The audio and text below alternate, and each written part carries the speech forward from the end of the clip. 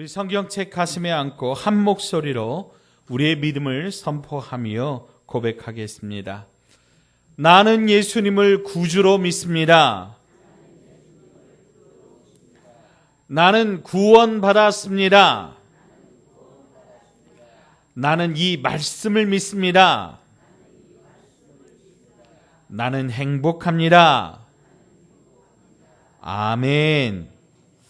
주님이 주시는 풍성한 축복으로 여러분의 가정이 가정 천국을 이루며 웃음이 가득하고 행복이 가득하고 기쁨이 가득한 하나님의 은혜의 가정 되시기를 주님의 이름으로 축원드립니다. 축원드립니다. 축원드립니다. 셀 실버스타인이라고 하는 사람이 지은 나무와 소년이라고 하는 아름다운 동화가 있습니다. 내용을 잠시 요약합니다. 한 그루에 사과 나무가 있었습니다. 그리고 이 나무를 매일 찾아오는 소년이 있었습니다. 소년은 나무를 매우 좋아했고 나무도 소년을 매우 사랑했습니다. 시간이 흘러 소년은 자라서 돈이 필요한 때가 되었을 때 소년이 나무에게 찾아와 돈이 필요하다고 말합니다. 그러자 나무는 소년에게 네 가지에 맺혀 있는, 열려 있는 이 사과 열매를 따다가 팔아서 돈을 만들렴 하고 말합니다. 소년은 기쁨으로 사과를 팔아서 돈을 마련하였습니다. 소년은 기뻤고 나무도 그 모습을 보고 행복했습니다. 또 몇 년이 지났습니다.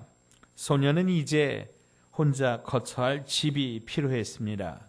역시 나무에게 와서 근심스럽게 말합니다.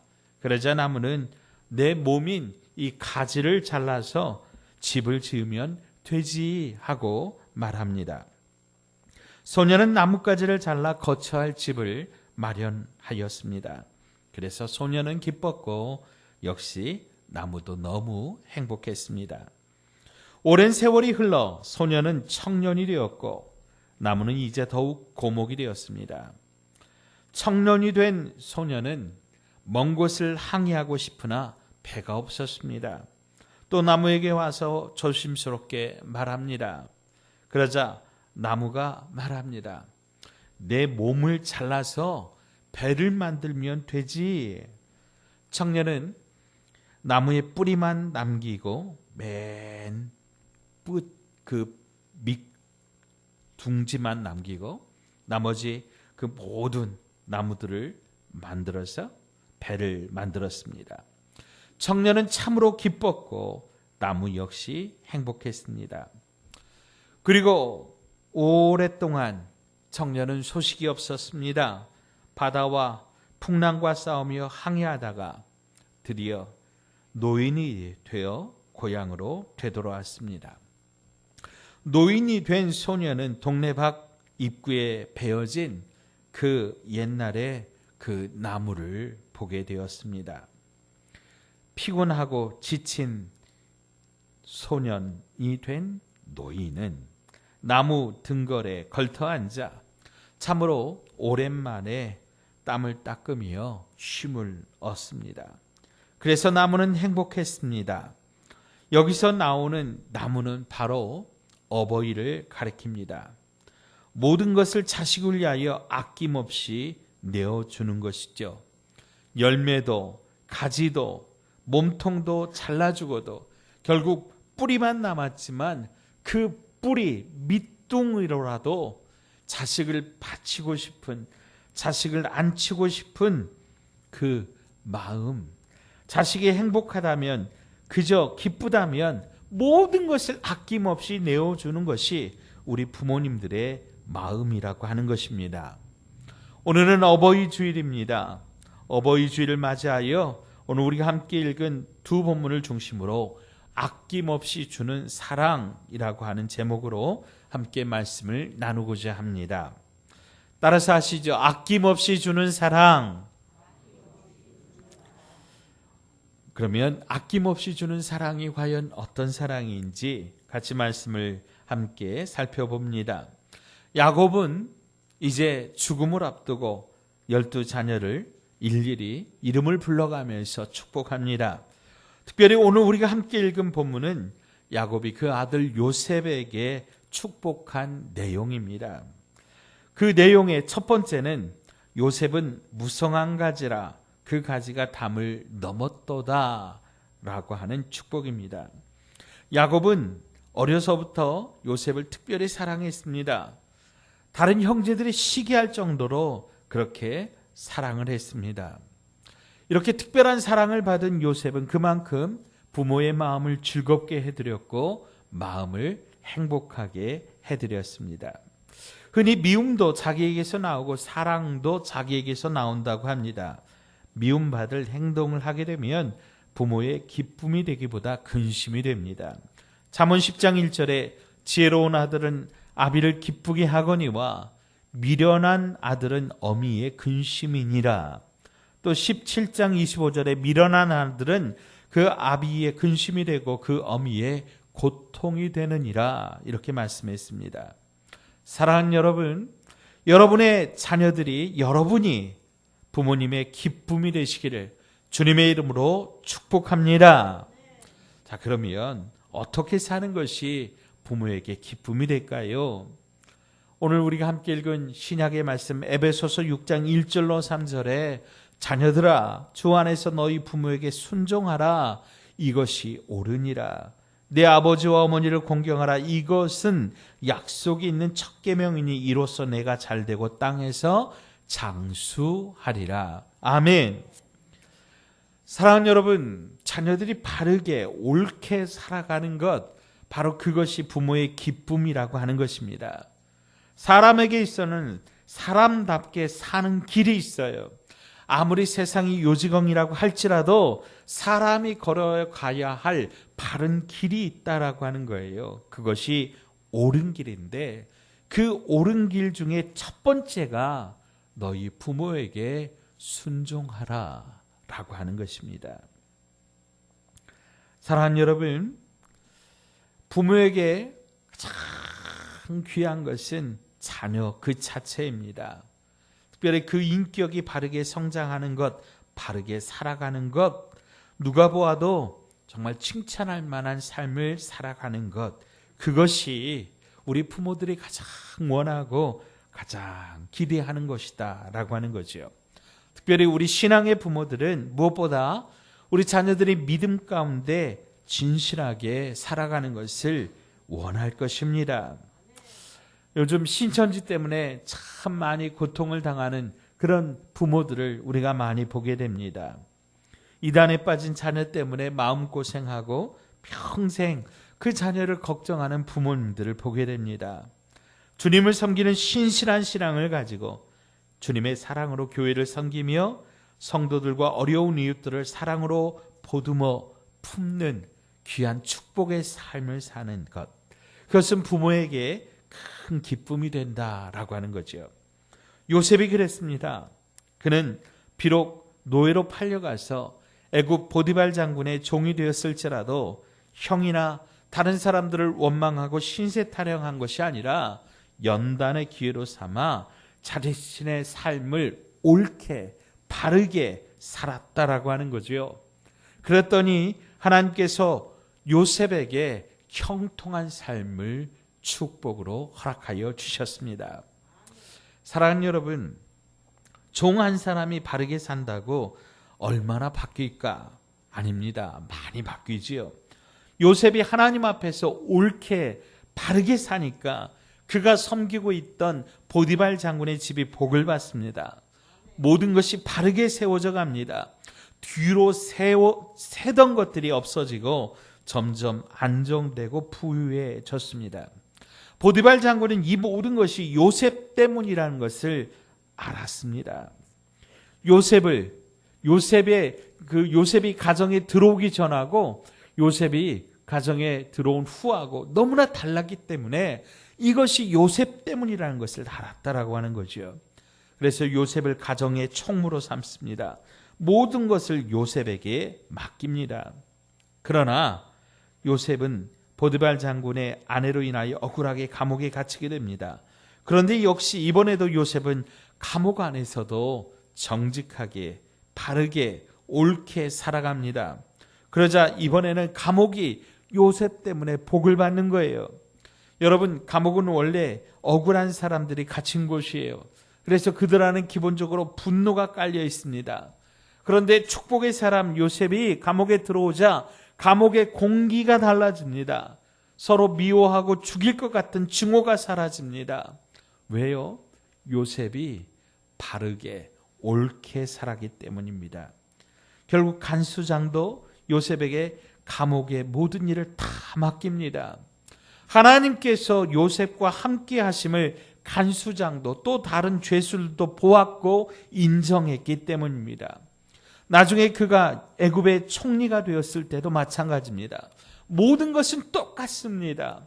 그가 보디발 장군의 집에 한 가정의 노예로 있을 때나 애굽의 큰 나라의 총리로 있을 때나 그는 똑같이 살았습니다. 옳게 하나님 앞에서 바르게 살았습니다.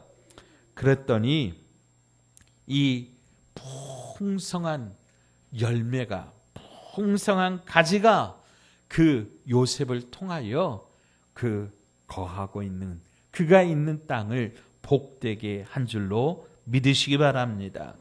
사랑하는 여러분, 오늘 야곱이 요셉을 축복한 이 축복이 여러분에게도, 여러분의 자녀에게도 동일하게 임하시기를 주님의 이름으로 축원드립니다. 두 번째 요셉의 축복은 강건의 축복입니다. 오늘 말씀 가운데 요셉의 활은 도리어 굳세며 그의 팔은 힘이 있으니 이렇게 말씀합니다. 부모의 기쁨은 자녀들이 건강한 것입니다. 아무리 바르게 산다고 할지라도 자녀가 병에 들어 연약하면 이는 부모 마음의 고통인 것이죠. 우리의 몸이 나이 들면 연약해지기 마련이지만 많은 사람들이 자신의 몸 관리를 잘못해서 건강을 해쳤을 때 이는 부모님께 큰 걱정과 근심을 끼쳐드린 것이요 분명 불효라고 하는 것입니다. 병든 자녀가 많은 용돈과 선물을 드린들 어떤 부모가 기뻐하고 좋아하겠느냐라고 하는 거죠. 그러므로 가장 큰 효도는 건강이라고 하는 것입니다. 자, 따라서 하십시다. 가장 큰 효도는 건강입니다. 아멘. 아멘. 여러분이 또한 여러분의 자녀들이 건강하시기를 주의 이름으로 축복합니다. 그래서 병원에 돈 가져다 주는 일 없이 그렇게 행복하게 강건하게 사시기를 바랍니다. 건강하려면 무엇을 어떻게 해야 될까요? 규칙적인 식사, 꾸준한 운동. 의사들이 맨날 하는 얘기가 그거죠. 규칙적인 식사, 꾸준한 운동이 필요하고 관리가 필요합니다. 그런데요, 이제 노년에 계신 부모님들도 마찬가지라고 하는 거죠. 우리 부모님들도 이제 돌봄이 필요한 시기가 되었습니다. 나이 자시면 몸이 자꾸 고장이 납니다. 여기저기 아프기 시작합니다. 특별히 입맛이 없어진대요. 그래서 식사를 대충대충 하면 몸에 영양분들이 빠져나가고 몸이 더 안 좋아지는 거지요. 그래서 억지로라도 입맛이 없어도 식사를 잘 하셔야 되고 꾸준히 운동을 하셔야 몸이 회복이 되는 거지요. 근데 그게 마음대로 돼요, 안 돼요? 안 된다는 거지요. 그래서 우리 부모님들이 우리 어렸을 때 우리 자녀들 무릎에 앉혀놓고 입을 벌려 그래서 밥을 떠 먹여 주셨듯 이제는 우리 부모님들에게 우리들이 그 역할을 해야 된다는 거예요. 예, 나이가 들면 뭐 된대요? 애 된대요. 그래가지고 입맛이 없다고 식사를 해요, 안 해요? 안 하려고 들어요. 그러면 그때 어떻게 해드려야 되냐면 우리 부모님들이 우리에게 했던 것처럼 밥을 떠서 먹여 드려야 되는 거예요. 아멘. 예, 그래야 몸이 힘을 얻고 그래야 몸이 회복되는 거예요.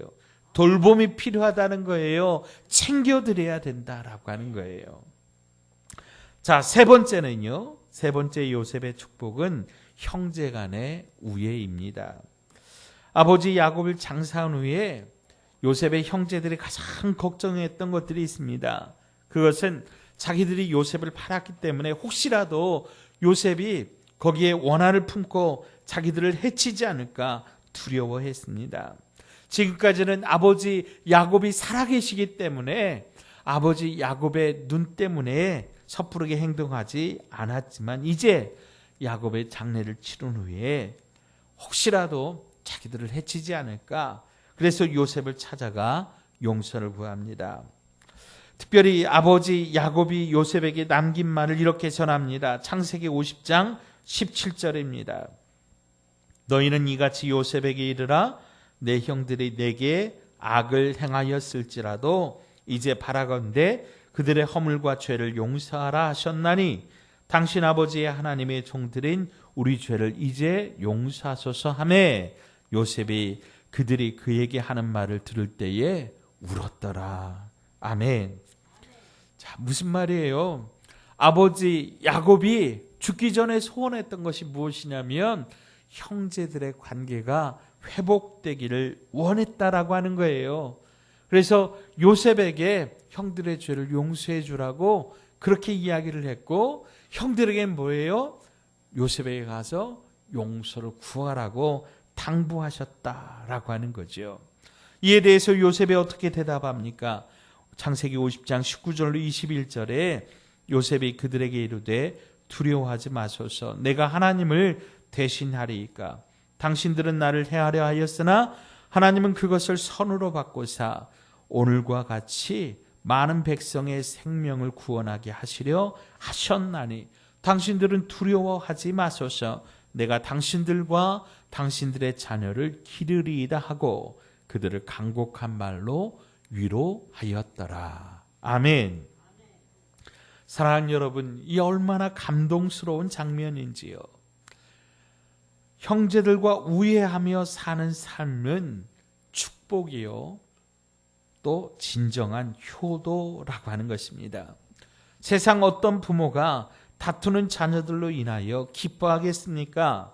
아무리 재산이 많고 호화로운 삶을 산다고 할지라도 자녀들이 서로를 원수처럼 여기며 서로를 그렇게 미워하고 그렇게 하면 부모의 마음은 가시방석에 앉은 것과 다름없을 것이다 라고 하는 거죠.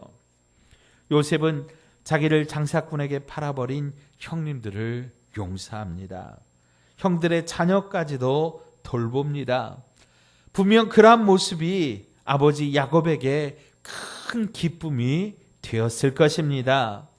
참 말이 그렇지 그 긴 세월 동안 요셉이 받은 서름과 어려움, 배신감과 외로움 말로 다 할 수 없을 겁니다. 그러나 그럼에도 불구하고 요셉은 아버지 야곱의 죽음 앞에서 이제 아버지가 돌아가시고 나면 우리를 죽이지 않을까, 우리를 해하지 않을까 두려웠다는 형제들을 용서합니다. 위로합니다. 우리도 요셉 같은 모습으로 부모의 즐거움과 기쁨이 되는 성도들 다 되시기를 주의 이름으로 축원드립니다. 자, 마지막으로 이렇게 효도하며 부모님께 기쁨을 드리는 인생을 살 때 하나님께서 땅에서도 잘되고 장수하는 축복을 주신다라고 약속하신 거예요. 신약의 본문 에베소서 6장 2절로 3절에 내 아버지와 어머니를 공경하라. 이것은 약속이 있는 첫 계명이니 이로써 내가 잘되고 땅에서 장수하리라. 아멘. 기독교는 불효를 책망하는 종교요, 효도를 강조하는 종교입니다. 하나님 모든 세상의 법의 모범이라고 할 수 있는 이 10계명을 통하여 부모를 공경하라고 가르치고 있습니다. 성경 곳곳에 불효를 질타하고 부모 공경을 강조하며 부모를 공경하는 자의 복을 약속하십니다. 우리 주 예수 그리스도는 십자가의 고난을 당하시는 그 순간에도 사랑하는 제자 요한에게 어머니 마리아의 여생을 부탁하는 그런 모습을 볼 수 있습니다. 우리나라는 동방예의주국으로 불리며 효도를 잘 실천하는 그런 민족이었는데 지금은 그 말이 무색할 정도로 부모와 노인을 무시하고 학대하는 도덕과 윤리가 땅에 떨어진 그런 안타까운 시대가 되었습니다. 이러한 때에 우리 성도들이 주님을 본받아서 부모를 존경하고 어른을 귀히 여기는 아름다운 가정과 아름다운 성도의 삶이 되시기를 축복합니다. 세계를 정복한 이 나폴레옹이 폴란드를 침략해 들어간 때였습니다. 폴란드 농촌의 한 영주가 침략해온 나폴레옹 황제에게 잘 보이기 위해서 그를 자기 집 저녁 만찬에 초대합니다. 패전국의 영주가 승전국의 황제를 초대한 것입니다. 이제 나폴레옹과 그 신하들이 그 집에 갔습니다. 식탁이 마련되어 있습니다. 그런데 영주는 좌석을 배치할 때 나폴레옹을 제일 상석에 모시지를 않는 겁니다. 첫 번째 자리, 또 두 번째 자리도 비워놓고 겨우 세 번째 자리에 이 나폴레옹 황제를 앉게 하는 겁니다. 그리고 그 다음에 신하들, 그리고 그 다음에 가족들을 앉게 하는 겁니다. 나폴레옹이 체면상 말은 못하고 있을 때 옆에 있던 신하가 화를 내면서 주인에게 항의하는 겁니다. 아니, 우리 대제국의 황제를 이렇게 업신여길 수 있느냐, 이렇게 대우할 수 있느냐. 그러자 주인이 이렇게 대답합니다. 첫 번째 자리를 가리키면서 이 자리는 내 아버지, 내 어머니의 자리가 앉으실 자리입니다. 나라의 임금인 황제가 최고로 나라에서는 높지만 우리 집에서는 내 아버지와 어머니가 제일 높으신 분입니다. 이 말을 듣고 나폴레옹이 그 영주의 효성에 감탄하고 칭찬했다라고 하는 거죠. 사랑하는 여러분, 우리에게 우리 부모님은 몇 번째입니까? 내 마음속 어디에 몇 번째 자리에 계시느냐라고 하는 거죠. 우리 부모님은 언제나 늘 우리가 첫 번째였습니다. 이제 우리도 그 사랑을 보답해야 할 때입니다. 부모는 뭐 가진 것이 많고 또 우리에게 막 뭔가 대단한 걸 주어서 우리가 공경하고 우리가 그렇게 해야 되는 것이 아닙니다. 이미 우리 부모님들은 우리에게 이 생명을 주셨기 때문에 모든 것을 다 주신 것입니다. 지금까지 보살펴 주시고 베풀어 주신 그 사랑만으로도 마땅히 공경받아야 될 줄로 믿습니다. 6.25 동란 때 일입니다. 성탄절 전날 저녁에 만삭이 된 한 가난한 피난민이 아기를 출산할 곳을 찾지 못해서 수소문 끝에 선교사 집으로 가다가 그만 다 가지 못하고 찬바람을 피해서 다리 밑에서 혼자 아기를 출산했습니다. 그날 유난히도 추웠는데 막 태어난 이 핏덩이 갓난 아기가 그칠 줄 모르고 울어대는 겁니다. 그런데 이 가난한 어머니에게는 아무것도 없습니다. 가진 것이라고는 달랑 자기가 입고 있는 옷뿐입니다. 그래서 어머니는 자기가 입고 있던 옷을 벗어서 막 태어난 이 핏덩이를 감싸고 자기는 벌거벗은 몸으로 그 아이를 끌어안고 있다가 그 자리에서 얼어 죽고 만 겁니다. 선교사가 다리 밑에서 들려오는 어린 아이의 울음소리를 듣고 내려가 보니까 이제 막 태어난 아기가 어머니의 품에서 울고 있는데 어머니는 이미 싸늘한 시신이 되어 있는 겁니다. 그래서 선교사님은 그 어머니를 장사 지내고 이 아이를 거두어 키운 겁니다. 그리고 이 아이가 12살 되었을 때 이 아이에게 탄생의 비밀을 알려줍니다. 내 어머니는 너를 위해서 자신의 모든 것을 다 벗어주고 자기는 세상을 떠났단다.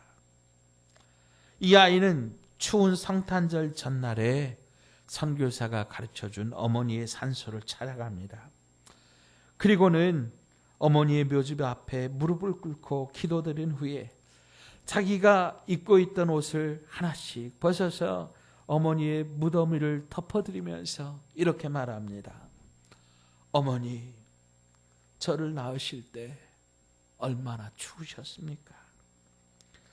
그 추운 다리 밑에서 저를 낳아주시라고 얼마나 고생하셨습니까? 제가 얼어 죽을까 봐 어머니는 그 옷을 다 벗어서 저를 감싸주시고 어머니는 세상을 떠나셨다면서요. 어머니 얼마나 좋으셨습니까? 이제 제가 커서 훌륭한 사람 되어 어머니의 은혜 보답하겠습니다. 어머니 참 감사합니다. 참 감사합니다. 사랑하는 여러분, 우리 부모님들이 늙고 앙상한 뼈만 남고 병에 걸린 육체를 가진 이유가 무엇입니까? 다 우리 때문입니다. 우리 먹이고 입혀주시느냐, 본인은 못 먹고 못 챙겨 드셨기 때문입니다. 이제 나이 먹고 우리에게도 자식이 생기니까 사랑은 내리사랑이라지요. 그래서 또 자식들 챙기느라 또 우리 부모님들은 뒷전이 되지는 않았는지요. 어버이 주일입니다. 우리는 하나님을 아버지라고 부르는 믿음의 형제 자매들입니다. 그런데 우리 눈에 보이는 육신의 부모님의 마음도 기쁘게 해드리지 못한다면 어떻게 눈에 보이지 않는 하나님을 기쁘게 해드릴 수 있겠느냐라고 하는 거죠. 뭐 거창한 것, 대단한 것 해야 아님을 우리는 잘 알 수 있습니다. 전화 한 통화, 자주 또 찾아뵙고 함께 식사하면서 함께 눈 맞춤하고 함께 웃어드리는 것이 최고의 효도일 것입니다. 5월 가정의 달을 맞이하여 온 가족이 함께 부모님을 찾아뵙고 사랑의 교제를 나누면서 행복한 가정 천국을 이루시기를 주님의 이름으로 축원드립니다. 기도합니다. 하나님 아버지 감사합니다. 오늘 우리에게 아낌없이 주는 나무처럼 모든 것을 내어주신 귀한 어버이를 보내주셔서 감사합니다. 그러나 우리는 받을 줄만 알았지 이 사랑을 갚지를 못했네요. 어느새 주름진 우리 부모님들의 얼굴이 햇살처럼 환하게 빛날 수 있도록 우리가 더욱 효도하게 하여 주시옵소서. 더불어 효도하는 자녀에게 주시는 이 귀한 요셉의 축복을 우리 모두에게 주셔서 담장을 넘어 울창한 가지를 이루어 하나님께 영광 돌리는 아름다운 가정 가문을 이루게 하여 주시옵소서. 예수님의 이름으로 기도드리옵나이다. 아멘.